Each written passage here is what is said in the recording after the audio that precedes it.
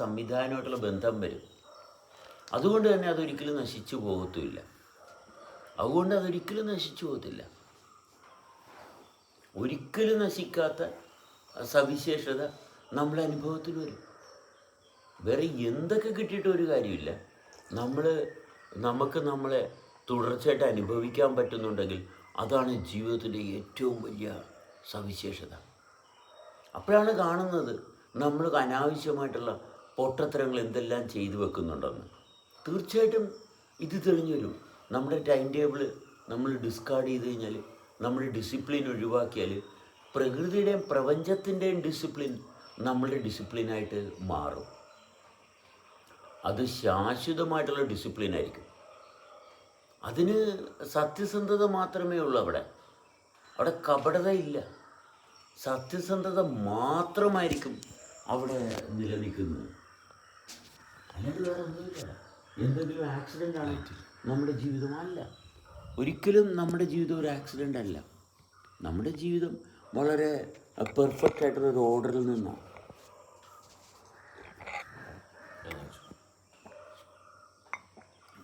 അങ്ങനെ ഒന്ന് സംഭവിക്കാനുണ്ടായിരുന്നതുകൊണ്ടാണ് നമ്മളുണ്ടായത്.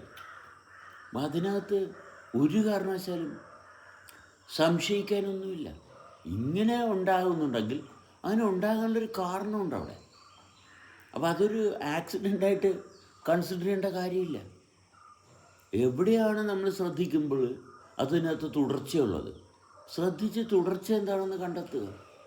അപ്പോൾ നമ്മൾ മുൻകൂട്ടി ഡിസിപ്ലിൻ ഉണ്ടാക്കി വെച്ച് കഴിഞ്ഞാൽ നമ്മുടെ ഡിസിപ്ലിൻ മാത്രമേ നമ്മൾക്ക് ഫോളോ ചെയ്യാൻ പറ്റത്തുള്ളൂ. യൂണിവേഴ്സ് എങ്ങനെയാണ് പെർഫോം ചെയ്യുന്നത് എന്ന് പറയാനൊക്കത്തില്ല. ഒരാൾ പുസ്തകം വായിച്ച് ആ പുസ്തകത്തിൽ എന്ത് പറഞ്ഞിരിക്കുന്നു അത് മാത്രമേ ഇയാൾ ഫോളോ ചെയ്യുന്നുള്ളൂ. വായിക്കുമ്പോൾ നമ്മൾ ചുറ്റുപാടും കാണുന്ന സർവ്വതിനെയും സർവ്വസമയത്തും വായിച്ചുകൊണ്ടിരിക്കണം. വായനയെന്ന് പറയുന്നത് നമ്മുടെ ശരീരത്തിൻ്റെ ഒരു ഭാഗം മാത്രമാണ്. വായന കൊണ്ട് മാത്രമല്ല നമ്മൾ ജീവിക്കുന്നതും അറിവ് സമ്പാദിക്കുന്നതും. വായന നമ്മളിലുള്ള നാമമാത്രമായിട്ടുള്ളൊരു പ്രക്രിയയാണ്. വായന ഒരു നാമമാത്രമുള്ളൊരു പ്രക്രിയയാണ്. വായന കൊണ്ട് നമുക്ക് കിട്ടുന്ന കാര്യങ്ങൾ മാത്രം വെച്ചിട്ട് നമ്മളുടെ ഒരംശം പോലും നമ്മൾ അറിയത്തില്ല. അപ്പോൾ വായന എന്ന് പറഞ്ഞാൽ നമ്മളുടെ കൂട്ടത്തിലുണ്ട്, വായിക്കുന്നുണ്ട് നമ്മൾ പലപ്പോഴും, എല്ലായ്പ്പോഴും. അതൊരിക്കലും നിർത്തിവെക്കാൻ പറ്റത്തില്ല. പക്ഷെ പുസ്തകമേ ഞാൻ വായിക്കുന്നുള്ളൂ, ഞാൻ പുസ്തകം വായിച്ച് അറിവ് സമ്പാദിക്കുന്നു എന്ന് പറയുമ്പോൾ ബാക്കിയുള്ള എല്ലാത്തിനെയും ഒഴിവാക്കുന്നൊരു ശ്രമമാണ്. അപ്പോൾ നമ്മൾ എൻഗേജ്ഡ് ആകുന്നില്ല. നമുക്ക് ബോറടി,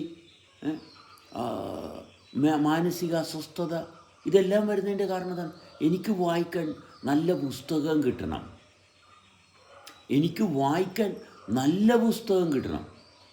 നോക്കണം, മനസ്സിലായി? ആ പുസ്തകമൊന്നും ഞാൻ വായിക്കുകയില്ല.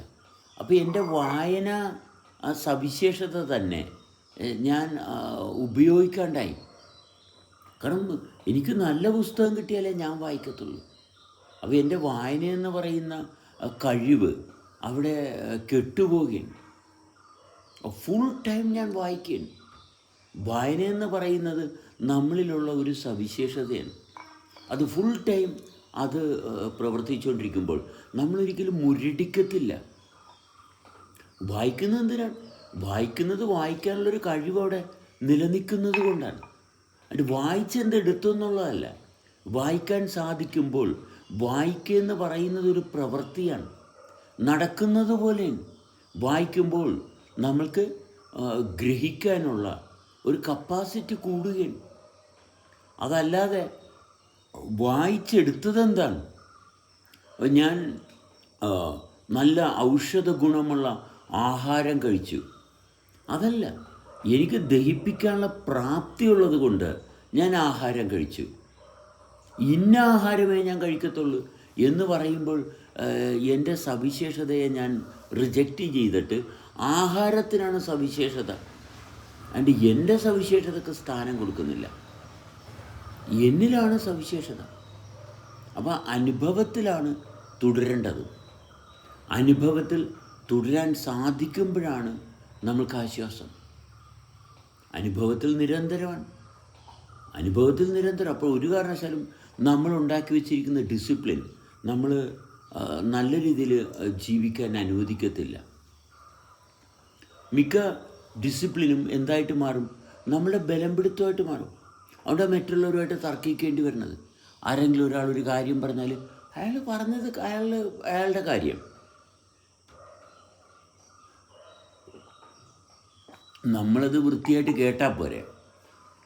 നമ്മളത് വൃത്തിയായിട്ട് കേട്ടാൽ മതി. അയാൾ എങ്ങനെ പറഞ്ഞു അതങ്ങനെ കേട്ടാൽ മതി. അതിനപ്പുറത്തോട്ട് അതിനകത്ത് കാര്യങ്ങളൊന്നുമില്ല. നമ്മളുടെ അനുഭവം അവിടെ തുടർച്ചയായിട്ട് നിലനിൽക്കുന്നുണ്ട്. അനുഭവം നിലനിൽക്കുന്നുണ്ടെന്നുള്ള ഭാഗമാണ് ഏറ്റവും പ്രധാനപ്പെട്ടത്. അനുഭവത്തിലാണ് ജീവിക്കുന്നത്, അനുഭവത്തിൽ ജീവിക്കുകയാണ് ചെയ്യുന്നത്. ആ അനുഭവത്തിൽ ജീവിക്കുന്ന ഭാഗം യാതൊരു കാരണവശാലും വിട്ടുപോകാതെ ക്രമീകരിക്കാൻ സാധിക്കുന്നുണ്ടെങ്കിൽ നമ്മളുടെ ജീവിതത്തിൻ്റെ സവിശേഷത നമുക്ക് ഉണർത്തിക്കൊണ്ടുവരാം. കാരണം നമ്മുടെ ചുറ്റുപാടും കുറേ കാര്യങ്ങൾ കാണുകയും കേൾക്കുകയും ചെയ്യുന്നുണ്ട്. ഇതൊക്കെ ശരിപ്പെടുത്താൻ പോകുന്നതാണ് പല ആൾക്കാരും തിരഞ്ഞെടുത്തിരിക്കുന്ന ജോലിയെന്ന് പറയുന്നത്. അവിടെ ജീവിതം നഷ്ടപ്പെട്ട്, കാരണം ഇവിടെ ഞാൻ ജീവിക്കാൻ പോകുന്ന എൻ്റെ ഭൂമി ഇങ്ങനെ ആയിരിക്കണം എന്ന് നമ്മൾ തീരുമാനിക്കും. കോടിക്കണക്കിന് വർഷങ്ങളായിട്ട് ഇവിടെ വളരെ മനോഹരമായിട്ട് നിലനിൽക്കുന്ന ഈ ഭൂമി എൻ്റെ ഇഷ്ടത്തിനാക്കി എടുത്തിട്ടേ ഞാൻ ജീവിക്കോളെന്ന് പറയുമ്പോൾ അവനവനെപ്പറ്റി യാതൊരു നല്ല ധാരണയുമില്ല. ഭൂമി ഇങ്ങനെയായിരിക്കണം, എൻ്റെ കൂട്ടത്തിലുള്ള മനുഷ്യനിങ്ങനെയായിരിക്കണം, നിങ്ങൾ ഇങ്ങനെ സംസാരിച്ചാൽ ഞാൻ കൂട്ടത്തില്ല, നിങ്ങളെപ്പോലെയുള്ള ആൾക്കാരൊന്നും ഞാൻ കൂട്ടത്തില്ല. എനിക്ക് ഞാൻ ഉദ്ദേശിക്കുന്ന പോലെ ഒരാളെ വേണം.